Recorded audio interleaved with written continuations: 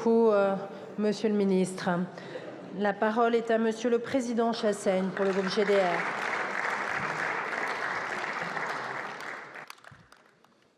Monsieur le Premier ministre, en Kanaki, Nouvelle-Calédonie, la situation était prévisible et vous ne l'avez pas empêché. 30 ans après l'entente entre deux hommes pour une paix entre deux camps, le dialogue est rompu. L'État médiateur est devenu juge et partie, alors que la situation appelle de la part du gouvernement de la sagesse, de la tempérance, de la lucidité.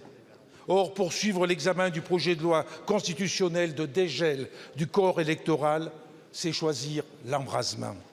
L'apaisement, Monsieur le Premier ministre, ne reviendra pas par l'envoi d'escadrons de gendarmerie supplémentaires, ni par une surenchère de la parole et de la polémique dans cet hémicycle.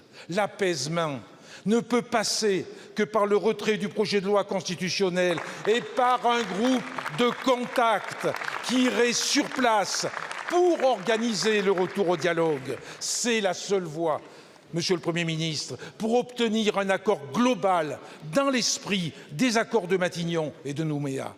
Il ne peut en être autrement. Vous devez garder à l'esprit que la paix s'est construite avant vous, grâce à un consensus, grâce à des compromis, grâce à des sacrifices. Ne vous inscrivez pas dans un processus de colonisation qui consiste à mettre en minorité un peuple sur sa propre terre.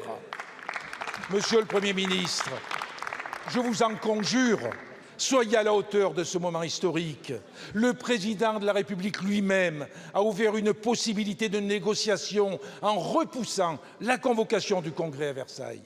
Comme nous, comme le Congrès de la Nouvelle-Calédonie, 3 anciens premiers ministres vous exhortent à sortir de l'impasse. Pour cela, Monsieur le Premier ministre, nous vous appelons solennellement à reprendre le dossier en main, à retirer le texte et à rétablir le dialogue pour un accord global. Merci beaucoup, Monsieur le Président. La parole est à Monsieur le Premier ministre.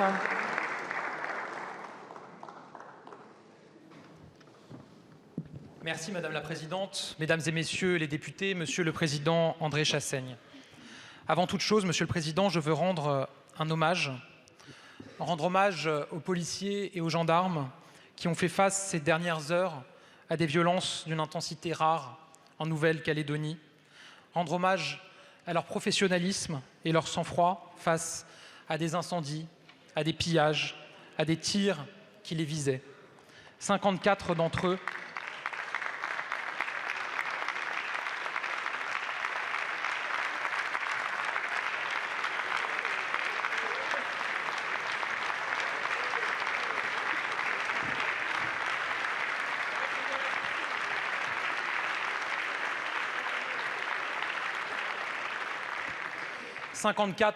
selon un premier bilan, ont été blessés. Leur engagement pour permettre le maintien de l'ordre et protéger la vie humaine force le respect. En Nouvelle-Calédonie, on connaît le lourd tribut de la violence. On sait qu'elle ne résout rien, qu'elle ne mène à rien. Et je veux le dire clairement, comme je l'ai affirmé ce matin, les violences ne sont ni justifiables, ni tolérables. La violence n'a jamais forcé la main de personne. Elle n'a jamais permis le dialogue. Et c'est par le dialogue, et par le dialogue seulement, que nous trouverons une solution politique globale pour la Nouvelle-Calédonie. Notre priorité aujourd'hui, c'est le retour du calme. Comme l'a annoncé le ministre de l'Intérieur, 4 escadrons de gendarmerie supplémentaires arriveront dans les prochaines heures sur place et le haut-commissaire a décidé d'un couvre-feu pour la nuit. Monsieur le Président Chassaigne, vous m'interpellez sur la question de l'examen du projet de loi constitutionnel ces jours-ci par votre Assemblée. Aujourd'hui, des personnes nées en Nouvelle-Calédonie ou qui y résident depuis de très nombreuses années, qui ont leur vie personnelle et leurs activités professionnelles, qui y payent des impôts, sont privés du droit de vote aux élections provinciales, c'est-à-dire à des élections locales. Le dégel du corps électoral est donc un enjeu démocratique majeur, incontournable, demandé par le Conseil d'État. Un enjeu démocratique pour permettre aux prochaines élections provinciales de se tenir et d'assurer la parfaite représentativité des élus sans remettre en cause les équilibres fondamentaux des accords de Nouméa. Mais notre volonté, je le redis ici, notre volonté unique, c'est de trouver un accord politique global. Un accord politique le plus large possible avec les indépendantistes et les non-indépendantistes qui permettent d'aller de l'avant et d'écrire le futur de la Nouvelle-Calédonie. Cet accord, je le redis ici, il passera par le dialogue, par la discussion avec toutes les parties prenantes. C'est pourquoi notre main est toujours tendue. C'est pourquoi le président de la République, et vous l'avez rappelé, a proposé d'ouvrir de nouvelles discussions entre les responsables politiques calédoniens et le gouvernement. C'est pourquoi, je le dis ici, le Congrès ne sera pas convoqué immédiatement après l'issue des débats à l'Assemblée nationale. Et dans l'intervalle, évidemment, j'invite les responsables politiques calédoniens à saisir cette main tendue et à venir discuter à Paris dès les prochaines semaines. L'important, c'est l'apaisement. L'important, c'est le dialogue.